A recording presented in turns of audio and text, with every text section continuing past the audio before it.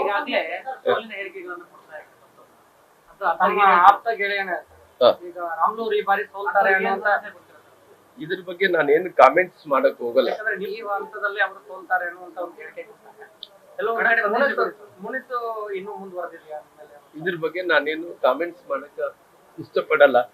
ಯಾಕಂದ್ರೆ ನಮ್ದೇನು ಚುನಾವಣೆ ಘೋಷಣೆ ಆಗಿರೋ ಕಾರಣ ಚುನಾವಣೆ ಗೆಲ್ಲೋ ಸಲುವಾಗಿ ಇವತ್ತು ನಿನ್ನೆ ನಾನು ಘೋಷಣೆ ಆದ್ಮೇಲೆ ಪುನಃ ನಿಮ್ಮೆಲ್ಲರೂ ಕರೆದು ಮಾತಾಡ್ಬೇಕು, ನಿಮ್ಮೆಲ್ಲರ ಜೊತೆಲಿ ನನ್ನ ಅನಿಸಿಕೆಗಳನ್ನು ತಿಳಿಸ್ಬೇಕನ್ನಂತ ಕಾರಣದಿಂದ ನಾನು ಕರೆದಿದ್ದೀನಿ. ಹಂಗಾಗಿ ಬಹುಶಃ ಬೇರೆಯವ್ರ ಬಗ್ಗೆ ನಾನೇನು ಅದ್ರ ಬಗ್ಗೆ ಕಾಮೆಂಟ್ ಮಾಡಕ್ ಹೋಗಲ್ಲ ಅಂತ ಹೇಳಿ ತಿಳ್ಕೊಂಡಿದ್ದೀನಿ.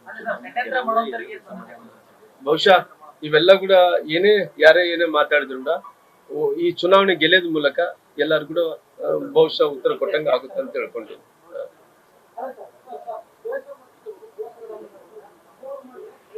ಅಲ್ಲ, ಬೇರೆಯವರೇ ಮಾಡ್ತಿರ್ತೀವಿ, ನಮ್ಮವ್ರು ಯಾರು ಮಾಡಕ್ ಆಗಲ್ಲ. ನಮ್ಮವ್ರ ಜೊತೆಲಿ ಇದ್ದೇ ಇರ್ತಾರೆ. ದ್ವೇಷದ್ದು ಮತ್ತು ಮೋಸದ ರಾಜಕಾರಣ ಅವರೇ ಮಾಡ್ಬೇಕಲ್ಲ. ಈ ತಂತ್ರಗಳಲ್ಲಿ ಇವಾಗ ಒಂದ್ ಕಡೆ ದ್ವೇಷ ಆಗಿರ್ಬೋದು, ಒಂದ್ ಕಡೆ ಅಜ್ಞಾತವಾಸ ಆಗಿರ್ಬೋದು, ವನವಾಸ ಆಗಿರ್ಬೋದು, ಎಲ್ಲವನ್ನು ಕೂಡ ತಪ್ಪಿಸ್ಬೇಕಂದ್ರೆ ಕೂಡ ಅವ್ರೆಲ್ಲಾರು ಕೂಡ ಷಡ್ಯಂತ್ರ ಮಾಡ್ತಾ ಇದ್ರು. ಜನರು ನನ್ನ ಗೆಲ್ಲಿಸ್ಬೇಕು ಅನ್ನಂತ ಜನರು ಇರ್ತಿರುವಂತದ್ದು ಮನಸ್ಸು ಗ್ಯಾರಂಟಿ ಖಂಡಿತವಾಗಿ ರಾಮ್ಲೂರ್ ಗೆಲ್ಲಿಸ್ತಾರನ್ನಂತ ವಿಶ್ವಾಸ ಜನರು ಒಂದ್ ಕಡೆ ಇದ್ದಂತ ಟೈಮಲ್ಲಿ ಇವೆಲ್ಲ ಕೂಡ ಒಡ್ಕೊಂಡು ಹೋಗ್ತಾವ. ಖಂಡಿತವಾಗಿ ಗೆಲ್ತೀವಿ ಅನ್ನಂತ ವಿಶ್ವಾಸ ಇದೆ.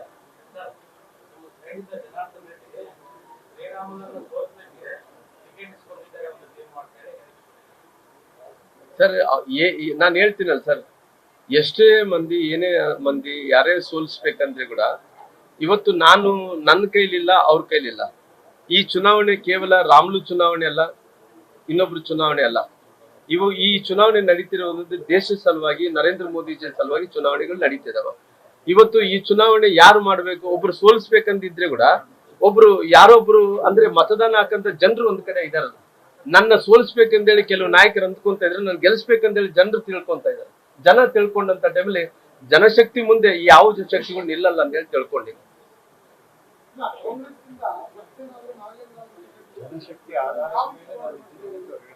ಸರ್, ಬಹುಶಃ ಅದ್ರ ಬಗ್ಗೆ ನನಗೆ ಗೊತ್ತಿಲ್ಲ. ಅಂದ್ರೆ ನಾನೇನಪ್ಪ ಬಿಜೆಪಿ ಪಾರ್ಟಿಯಿಂದ ಇವತ್ತು ಅಭ್ಯರ್ಥಿಯಾಗಿ ದೇಶದ ಪ್ರಧಾನಮಂತ್ರಿಗಳು ನರೇಂದ್ರ ಮೋದಿಜಿಯವರು ಘೋಷಣೆ ಮಾಡಿದ್ದಾರೆ. ಘೋಷಣೆ ಮಾಡಿದ ನಂತರ ಇವತ್ತು ಈ ಪಾರ್ಟಿಯ ನರೇಂದ್ರ ಮೋದಿಜಿಯ ಒಬ್ಬ ಸೋಲ್ಜರ್ ಆಗಿ, ಅಂದ್ರೆ ಸೈನಿಕ ಆಗಿ ನಾನು ಇಲ್ಲಿಗೆ ನನಗೆ ಒಬ್ಬ ಈ ಜಿಲ್ಲೆಯಲ್ಲಿ ನೀನು ರೆಪ್ರೆಸೆಂಟ್ ಮಾಡಬೇಕು ಅಂತೇಳಿ ನಾನು ಬಿಟ್ಟಾರ. ಇವತ್ತು ನನ್ನ ಕೆಲಸ ಏನಂದ್ರೆ ಇವತ್ತು ಎಲ್ಲರಿಗೂ ಹತ್ರ ಹೋಗಿ ದೇಶದ ಪ್ರಧಾನಮಂತ್ರಿಗಳು ಭಾರತೀಯ ಜನತಾ ಪಾರ್ಟಿ ಮಾಡಿದಂತ ಒಳ್ಳೆ ಕೆಲಸಗಳೆಲ್ಲ ಕೂಡ ತಿಳಿಸ್ಬೇಕು, ಅವ್ರ ಪರಿವರ್ತನೆ ಮಾಡ್ಬೇಕು, ಪರಿವರ್ತನೆ ಮೂಲಕ ಮತದಾನ ಹಾಕುವಂತ ಕೆಲಸ ಆಗ್ಬೇಕು ಅನ್ನೋದು ನನ್ನ ಕರ್ತವ್ಯ. ಹಂಗಾಗಿ ನನ್ನ ಕರ್ತವ್ಯ ಏನಿದೆ, ನನ್ನ ಪ್ರಾಮಾಣಿಕವಾದಂತ ಕೆಲಸ ಮಾಡ್ತೀನಿ. ಖಂಡಿತ ವಿಶ್ವಾಸ ಇದೆ. ನಾನು ಮತ ಹಾಕೋಕೆ ನನಗೆ ಅಧಿಕಾರ ಇಲ್ಲ. ಆ ಮತದಾರರನ್ನ ಕನ್ವಿನ್ಸ್ ಮಾಡಕ, ಆ ಮತದಾರರು ದೇಶದ ಸಲುವಾಗಿ, ಭಾರತದ ಸಲುವಾಗಿ, ಮೋದಿಜಿ ಸಲುವಾಗಿ ಎಲ್ಲವನ್ನು ಕೂಡ ಕನ್ವಿನ್ಸ್ ಮಾಡಿ ಅವ್ರನ್ನ ಎಲ್ಲರೂ ಕೂಡ ಒಪ್ಪಿಸಿ ಅವ್ರನ್ನ ನಾನು ಪ್ರಯತ್ನ ಮಾಡಿ ಮತದಾನ ಭಾರತೀಯ ಜನತಾ ಪಾರ್ಟಿಗೆ ಹಾಕುವ ಅಂತ ಹೇಳಿ ನಾನು ಅವ್ರಿಗೆ ವಿಶ್ವಾಸ ಮೂಡಿಸುವಂತ ಕೆಲಸ ಮಾಡ್ತೀನಿ. ಹಂಗಾಗಿ ನಾನು ಆ ಕೆಲಸ ಮಾಡ್ಕೊಂಡು ಹೋಗ್ತೀನಿ.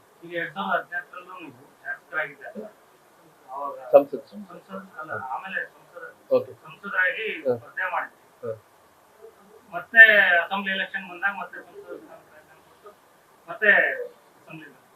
ಮತ್ತೆ ಅದೇ ಪುನರಪಿ ಆಗುತ್ತಾ ಅಂತ ಸರ್, ಎಂತ ಪರಿಸ್ಥಿತಿಯಲ್ಲಿ ಇವತ್ತು ಪಾರ್ಟಿ ನನಗೆ ಅವಕಾಶ ಮಾಡಿಕೊಟ್ಟಿದೆ. ರಾಮ್ಲೂರು ಕಳೆದ ಚುನಾವಣೆಯಲ್ಲಿ ಎಲ್ಲ ಒಂದ್ ಕಡೆ ಜನರು ತಿರಸ್ಕಾರ ಮಾಡಿದ್ರು. ಇಲ್ಲ, ರಾಮ್ಲೂರ್ಗೆ ಈ ಬಾರಿ ಅವಕಾಶ ಮಾಡಿಕೊಡಬಾರ್ದು ಅಂತೇಳಿ ಈ ಬಾರಿ ಪುನಃ ನನಗೆ ಅವತ್ತು ಕೂಡ ನಾನು ಕನ್ವಿನ್ಸ್ ಮಾಡಿದೆ. ಬಹಳಷ್ಟು ಕನ್ವಿನ್ಸು. ನೋಡ್ರಿ, ರಾಮ್ಲೂರು ನಿಮ್ಮ ಮಧ್ಯದಿಂದ ಬೆಳೆದಂತವನು, ಅನೇಕ ಕಷ್ಟಗಳಲ್ಲಿ ಕಾರ್ಪಣ್ಯಗಳಲ್ಲಿ ನಾನು ಇದ್ದಂತ ವ್ಯಕ್ತಿ. ಇವತ್ತು 30 ವರ್ಷ ಸುದೀರ್ಘ ರಾಜಕಾರಣದಲ್ಲಿ ಒಂದೇ ಒಂದು ಕೂಡ ನಾನು ಕಪ್ಪು ಚುಲ್ಲೇಖಿಲ್ಲದಂತ ರಾಜಕಾರಣ ಮಾಡ್ಕೊಂಡ್ಬಂದೆ. ಹಂಗಾಗಿ ಕೂಡ ಬೇರೆ ಬೇರೆ ಕಾರಣಗಳಿಂದ ಸೋತದ್ವಿ. ಈ ಸಾರಿ ಪಾರ್ಟಿ ಲೋಕಸಭೆಗೆ ಅವಕಾಶ ಮಾಡಿಕೊಟ್ಟಿದೆ. ಹಂಗಾಗಿ ಬಹುಶಃ ಲೋಕಸಭೆಯಲ್ಲಿ ನಾನು ಖಂಡಿತವಾಗಿ ವಿಶ್ವಾಸ ಇದೆ, ಈ ಬಾರಿ ನಾನು ಗೆಲ್ಲಿಸ್ತಾರೆ ಅನ್ನೋದು. ಮುಂದಕ್ಕೆ ಇಲ್ಲ ರೀ, ಎಂತ ಪರಿಸ್ಥಿತಿಯಲ್ಲಿ ಆ ಪ್ರಶ್ನೆ ಉದ್ಭವ ಆಗಲ್ಲ. ಖಂಡಿತವಾಗಿ ನಾನು ಲೋಕಸಭಾ ಸದಸ್ಯನಾಗಿ ಅವತ್ತಿದ್ದಂತ ಸನ್ನಿವೇಶನೇ ಬೇರೆ ಇತ್ತು. ಅವತ್ತು ನಾನು ಲೋಕಸಭಾ ಸದಸ್ಯನಾಗಿದೆ. ಯಡಿಯೂರಪ್ಪನವರು ನನ್ನ ಕಳಿಸ್ಕೊಟ್ಟಂತ ಟೈಮಲ್ಲಿ ಅವತ್ತು ಅಂತ ಸನ್ನಿವೇಶ ಸರ್ಕಾರ ಬರ್ಬೇಕಂದ್ರೆ ನಾನು ಯಡಿಯೂರಪ್ಪರು ಇಬ್ಬರೇ ರಾಜೀನಾಮೆ ಕೊಟ್ಟಿದ್ದೆ. ಅವತ್ತು ಅಂತ ಪರಿಸ್ಥಿತಿ ಬಂದಿತ್ತು. ರಾಮ್ಲೂರ್ನ ಯಡಿಯೂರಪ್ಪರನ್ನ ಕಳಿಸ್ಕೊಡ್ಬೇಕಂತೇಳಿ ಎಲ್ಲರೂ ಕೇಳಿದ್ರು. ಆದ್ರೆ ನನ್ನ ಪ್ರಧಾನ ಮಂತ್ರಿಗಳು ನನ್ನ ಯಡಿಯೂರಪ್ಪರು ಕರೆದು ರಾಮ್ಲೂರ್ ನೀವು ಯಡಿಯೂರಪ್ಪರು ಹೋಗಿ ರಾಜ್ಯದಲ್ಲಿ ಸರ್ಕಾರ ತರಬೇಕನ್ನಂತ 104 ಬಂತು, ಸರ್ಕಾರ ಬಂದಿಲ್ಲ. ಆ ಸರ್ಕಾರ ಬರ್ಲಾರ್ದಂತ ಟೈಮಲ್ಲಿ ಅವತ್ತು ನನಗೆ ಕೂಡ ಅವಕಾಶ ಸಿಕ್ಕಿಲ್ಲ. ನಂತರ ದಿನಗಳಲ್ಲಿ ಬೇರೆ ಬೇರೆ ಕಾರಣದಿಂದ ಸರ್ಕಾರ ಬಂತು. ಸರ್ಕಾರ ಬಂದ್ರು ಕೂಡ ಅವತ್ತು ನಮಗೆ ಏನು ಅನ್ಕೊಂಡಿದ್ದು ಅದಾಗ್ಲಿಲ್ಲ. ಹಂಗಾಗಿ ಕಳೆದ ಚುನಾವಣೆಯಲ್ಲಿ ಸೋತಿರೋ ಕಾರಣ ಪಾರ್ಟಿ ನನಗೆ ದೊಡ್ಡ ಅವಕಾಶವನ್ನು ಮಾಡಿಕೊಟ್ಟಿದೆ. ಖಂಡಿತವಾಗಿ ನಾನು ಕೆಲಸ ಮಾಡ್ಕೊಂಡು ಹೋಗ್ತೀನಿ ಸರ್. ನರೇಂದ್ರ ಮೋದಿಜಿ ಜೊತೆ ಕೆಲಸ ಮಾಡಿದ್ರೆ ನನ್ನ ಪುಣ್ಯ ಇವತ್ತಿದ್ದಂತ ಟೈಮಲ್ಲಿ. ಹಂಗಾಗಿ ಕೆಲಸ ಮಾಡ್ಕೊಂಡು ಹೋಗ್ತೀನಿ.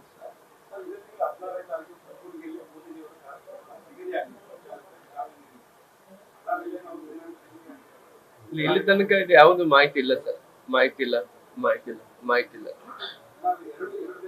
ಸರ್, ಈಗ ಕೆಲವು ಪಕ್ಷದವರು ಈ ಬೂತ್ ಮಟ್ಟದ ಕಾರ್ಯಕರ್ತರು, ಅದರಲ್ಲಿ ಬಿಜೆಪಿ ಅವರನ್ನ ಟಾರ್ಗೆಟ್ ಮಾಡ್ಕೊಂಡು ಕೆಲವೊಂದಿಷ್ಟು ಸೆಳೆಯುವಂತ ತಂತ್ರ ಮಾಡ್ತಾ ಇದ್ದಾರೆ. ಈ ನಿಟ್ಟಿನಲ್ಲಿ ಆ ಕಾರ್ಯಕರ್ತನ ಉಳಿಸ್ಕೊಳ್ಳೋಕೆ ನಿಮ್ಮ ಮುಂದಿರುವಂತ ಸವಾಲು ನೋಡ್ರಿ, ನಮ್ಮ ಪಾರ್ಟಿಯಲ್ಲಿ ಮುಂಚೆಯಿಂದ ಕೂಡ ಈ ಬೂತ್ ಮಟ್ಟದಲ್ಲಿ ಕಾರ್ಯಕರ್ತರು ಏನಿದ್ರು ಮುಂಚೆಯಿಂದ ಕೂಡ ಬಹಳ ಗಟ್ಟಿಯಾಗಿ ಕೆಲಸ ಮಾಡ್ಕೊಂತ ಬಂದಾರೆ. ನಮ್ಮ ಪಾರ್ಟಿನೇ ಡಿಫ್ರೆಂಟ್ ಪಾರ್ಟಿ. ಯಾಕಂದ್ರೆ ನಮ್ಮ ಪಾರ್ಟಿಯಲ್ಲಿ ಮುಂಚೆಯಿಂದ ಕೂಡ ಬೂತ್ ಮಟ್ಟದಿಂದನೇ ಕೆಲಸ ಮಾಡ್ಕೊಂತ ಬಂದಿದ್ವಿ.